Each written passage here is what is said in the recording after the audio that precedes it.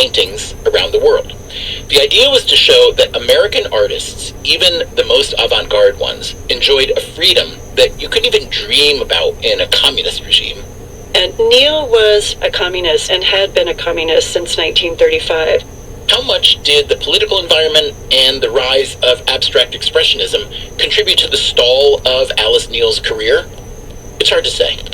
Whatever the case, she stuck with her style of anarchic humanism, figurative painting, not abstract, even as her style grew increasingly outdated. Ultimately, there's not any artist who doesn't want to be part of history and to be part of what is called the canon.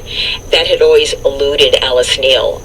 Neal did get some recognition in the last 20 years of her life, but her work still didn't sell for much. It wasn't until 1989, 5 years after she died, that one of her paintings even went up for auction.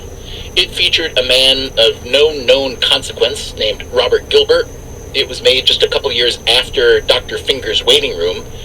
Christie's auction house estimated the Gilbert painting to sell for $7,000 to $10,000, but it didn't sell even for that. It was what auction houses call bought in, which is art speak for saying that no one wanted it. But in 2021, the estimated price that Christie's put on Dr. Finger's Waiting Room was $600,000 to $800,000. And you remember what happened.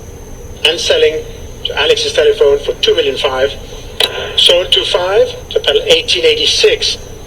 It would be almost impossible for her to imagine, even in 1982 or 83, that paintings of hers would sell for those kinds of prices. So we've been working with Alice Neal's estate for more than 10 years. It's been almost a textbook journey in a weird way, how these things can play out. And that is David Zwirner. He is one of the most successful art dealers in the world.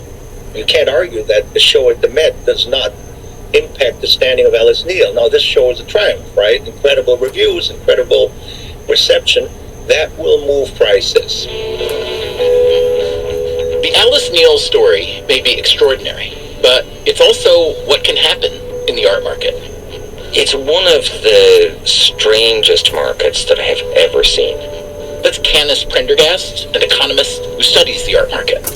There's very few people that can index the market top to bottom. And that's Amy Capilazzo, who used to run contemporary art departments at both Christie's and